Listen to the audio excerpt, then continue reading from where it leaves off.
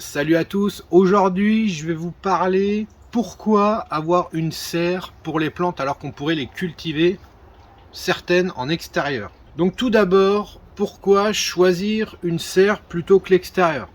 Donc déjà pour démarrer, si vous faites des plantes on va dire rustiques, c'est peut-être pas la peine de commencer à acheter des grosses installations. Voyez déjà si la passion vous plaît, donc on peut faire des potées, des grosses potées et puis mettre en tant que communautaire des Sarracenia, quelques Drosera et quelques Dionnées avec. Mais la serre viendra sûrement par la suite. Après, si vous êtes vraiment mordu des carnivores directs et que vous voulez commencer direct, il n'y a pas de problème, achetez une serre. Pourquoi on va choisir une serre plutôt que l'extérieur? Donc déjà, je vais répondre à un point que je vois régulièrement et qu'on me pose la question. C'est pas parce qu'on a une serre que dans la serre, nous serons en température constamment positive. Ça, faut bien le comprendre. Une serre va avoir quelques degrés par rapport à l'extérieur, mais ne vous protégera jamais du gel. Vous avez moins 10 dehors, dans la serre il va faire moins 7, il y a toujours un écart de température, mais on n'évitera jamais le gel. Donc ça c'est déjà un point très important que je vois régulièrement. Certains pensent qu'en ayant une serre, dans la serre il gèlera jamais. Ça, pour éviter le gel, c'est un système de chauffage qu'il faut mettre en place pour éviter le gel sur thermostat, et on met bien souvent une température comme ici sur 5 degrés pour être sûr surtout qu'il n'y ait pas des parties qui gèlent, parce que le thermostat peut être au cœur de la serre ou près du chauffage, mais malheureusement avec l'amplitude des parois on peut avoir du gel sur les côtés, si on chauffe vraiment très bas, on va dire, sur des températures de 2 degrés. Là, c'est sûr que sur les côtés, ça va geler. Donc, si on veut rester sur des températures très basses, qu'on veut chauffer à 1 ou 2 degrés juste pour maintenir le hors-gel, sachez que sur les côtés, automatiquement, ça va geler plus ou moins. Donc, évitez les plantes sensibles, les plantes qui vont recevoir les 2-3 degrés du thermostat de votre chauffage, placez-les au cœur de la serre. Ensuite, c'est le volume. Donc le volume, ce qu'il faut savoir, c'est que plus le volume est grand, plus la chaleur va rester plus longtemps le soir au coucher du soleil. Plus c'est petit, plus j'ai envie de dire, des fois ça va être plus difficile, plus il faudra la chauffer, parce qu'il faut réchauffer toujours ce tout petit volume. C'est pas comme des grandes serres où le cœur de la serre va avoir toujours une température ambiante. Donc une fois que ça chauffe, ça se refroidit beaucoup moins vite qu'un tout petit volume qui a du -5 de chaque côté à quelques mètres. Donc le cœur est vraiment tout petit à l'intérieur. Donc les avantages d'avoir une serre par rapport à la culture en extérieur. Donc déjà c'est le contrôle du climat dans une serre. Donc il fait trop chaud, on a la possibilité de mettre des ombrages. On peut faire plus facilement des tablettes pour la culture, contrairement à l'extérieur. On ne peut pas faire de tablettes réellement comme ça en extérieur. On peut faire des tables, mais voilà, quand on commence à avoir des petites installations où c'est qu'il faut des plantes qui a un certain type d'arrosage, l'extérieur est peut-être plus compliqué d'agencer des tablettes en extérieur. Là, on va plutôt parler de bacs en extérieur plutôt que des tablettes.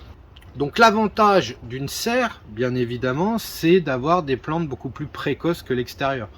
Nous ici, on a les Sarracenia, on va dire, on va commencer à avoir les premiers pièges au mois de mai, alors qu'ici, on va dire que fin avril, les Sarracenia ont déjà les urnes.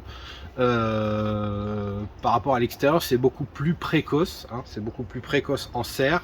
Donc une serre, c'est vraiment pour être beaucoup plus précoce par rapport à l'extérieur. Après, il y a des avantages et des inconvénients pour une serre. Les inconvénients pour une serre, malheureusement, c'est les parasites. Les parasites ne sont pas exposés aux aléas naturels.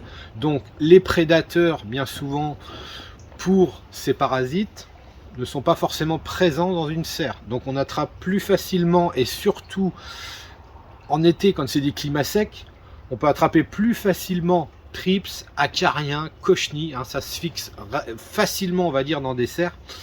Donc là, ça c'est l'inconvénient d'une serre, c'est le niveau des parasites. On peut avoir des maladies aussi. La maladie des serres, hein, c'est le fait que la serre soit très mal ventilée. On ne peut pas forcément ouvrir constamment. Si jamais on a des températures trop négatives en extérieur, ça reste vraiment confiné. Donc ça, c'est vraiment, on va dire, l'inconvénient des serres, c'est vraiment les parasites et les maladies. Hormis ça, n'ayez pas peur, hein, les plantes peuvent prendre 40 degrés sans problème. Après, c'est comme je dis, on peut mettre des systèmes en place comme de l'ombrage, mais les plantes on va dire, ne souffriront pas forcément de l'excès de chaleur. Donc, précocité. L'avantage des serres, évidemment, c'est de pouvoir faire toutes les plantes qu'on désire, hein. Suffit de mettre un système de chauffe en route, suffit de mettre un système de brumisation. Donc tout ça, on peut le faire que en serre quand on a des plantes spécifiques, ce qui est par exemple les Elianthora, ce qui est certains Drosera qui nécessitent quand même des températures, on va dire minimum 5 degrés, hein, tout ce qui est Drosera tempéré. Donc ça, c'est vraiment l'avantage aussi des serres, c'est de pouvoir créer un milieu. Après, je vois régulièrement, est-ce que je prends une serre tunnel, est-ce que je prends une serre verre, est-ce que je prends une polycarbonate. Donc la différence, nous on est parti sur une serre tunnel parce qu'on ne la chauffe quasiment pas. Les serres tunnel, ici, pour nous, par exemple dans le nord-est, sont calculées en fonction d'une certaine pente pour que la neige glisse dessus. Hein, ça, faut faire très attention. Si vous êtes dans le sud de la France, en général, on propose des serres qui sont plutôt à plat. Et comme maintenant, on utilise beaucoup la vente par correspondance, faites très attention au type de serre. Hein. Jamais, quand on a énormément de neige dans certaines régions, on n'achètera jamais des serres qui ont l'aspect à plat. Il faut vraiment choisir des formes plus pointues pour que la neige glisse dessus. Ça, il faut penser, parce que si la neige se met dessus, ça fait un certain poids. Suffit qu'elle soit mouillée par la pluie, c'est encore pire. Donc ça, faites très attention. Les types de serres, déjà, s'achètent en fonction des régions où vous vous trouvez. Donc là, serre tunnel tout simple. Pour ici, hein, on chauffe qu'à 5 degrés, donc ça suffit largement. Malheureusement, il y a une grosse perte énergétique, mais on va dire que par rapport à une serre verre, le coût est beaucoup moins important. Après, quand vous faites des petites serres, pourquoi choisir de la serre verre? Pourquoi choisir de la polycarbonate? En général, on va choisir en fonction de ce qu'on va mettre à l'intérieur. Ce qu'il faut savoir, c'est qu'une serre verre va laisser par exemple passer de la luminosité quasi à 100%. Hein, quasi 100%, la lumière traverse le verre. Si vous prenez une serre polycarbonate, le problème c'est que la lumière va réverbérer à l'intérieur du polycarbonate. Donc elle va toucher le polycarbonate, et comme il y a de nouveau un autre film plastique en dessous, en fait ça rebondit à l'intérieur du polycarbonate et ça rentre à l'intérieur, donc on perd de la luminosité pour ce point de vue là. Le problème du polycarbonate, c'est qu'il va falloir changer les panneaux. Les panneaux ne sont pas éternels. Hein. Avec le temps, ils vont jaunir, ils vont noircir, ils vont se salir. Donc là-dessus, il faudra les changer. L'avantage du polycarbonate, c'est que si vous chauffez des températures vraiment hautes, on va dire du 10-15 degrés, ou que c'est que vous voulez plus d'isolation pour moins de perte de chaleur, le polycarbonate, c'est le meilleur par rapport au verre. Hein. Le polycarbonate, suivant l'épaisseur qu'on va choisir, va garder plus la chaleur à l'intérieur de votre serre. Une serre verre, c'est pareil. Donc il y a une petite perte énergétique par rapport à la polycarbonate. Mais la serre verre, on a un avantage, c'est que les carreaux, on ne les change jamais. Par contre, l'inconvénient, ça peut être la météo. Il suffit que vous ayez une grêle à tout moment. Voilà, si le verre ça casse rapidement à ce niveau là, donc c'est pour ça que moi déjà ici j'avais pas choisi une serre verre. Qu'après voilà ce que je peux vous dire. Si franchement vous faites des serres juste histoire d'avoir vos sarracéniens ou des dionnées, ne vous embêtez pas, partez sur un tunnel. Effectivement c'est moins esthétique que les serres qu'on peut faire aujourd'hui, mais il n'y a pas besoin, on va dire, d'investir énormément pour ce genre de culture. Après, ce qui serait mieux d'investir, c'est que quand on peut acheter une serre tunnel qui est beaucoup moins chère qu'une serre verre par exemple, essayez de trouver des serres où c'est que le plastique va s'enrouler sur la longueur. Ça c'est très important pour l'été, hein, c'est quand on a toute la serre qui est ouverte grâce à un système de rouleau pour remonter la bâche, ça franchement c'est le top du top. Donc si vous préférez investir, que vous pouvez investir, prenez plutôt un tunnel où on peut relever la longueur de votre tunnel pour, je le rappelle, pour une culture de Sarracenia, de Dionée, très important pour l'été. Après, pour chauffer une serre, alors pour chauffer une serre, pour moi, il n'y a pas 10 000 solutions. Partez tout de suite sur un chauffage électrique. Chauffage électrique, c'est vraiment stable. On peut mettre un thermostat, ça se déclenche, hormis s'il y a une panne électrique, mais c'est vraiment le plus sécurisé au niveau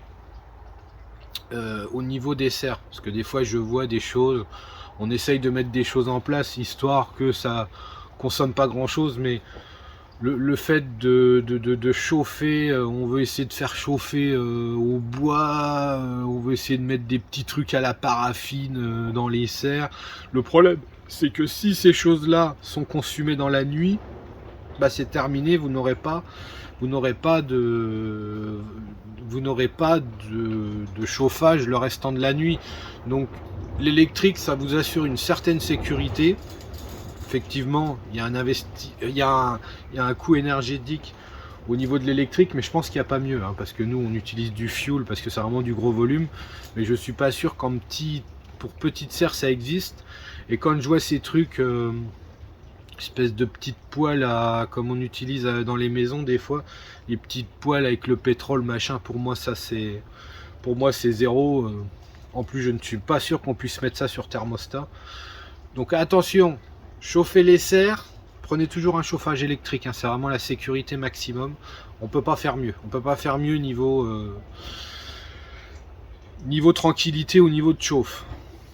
Et après, le dernier point qui est important, et quand on a une serre, c'est quand on veut faire du semis. Le semis, en extérieur, c'est hyper compliqué. Donc si vous avez des serres, au moins, on peut faire du semis beaucoup plus facilement qu'en extérieur. Après, c'est pas une histoire de la serre est plus chaude ou quoi, c'est juste une histoire qu'au moins vous êtes protégé des fortes pluies. Hein, les fortes pluies, c'est pas gênant lui-même pour le semis, mais si vous mettez plusieurs bacs les uns à côté des autres, bah la pluie, qu'est-ce qu'elle va faire? Quand si elle tombe trop fort, vous allez avoir vos graines qui vont être réparties tout autour. Donc il y aura un gros mélange. Donc voilà, ça va être aussi un point important.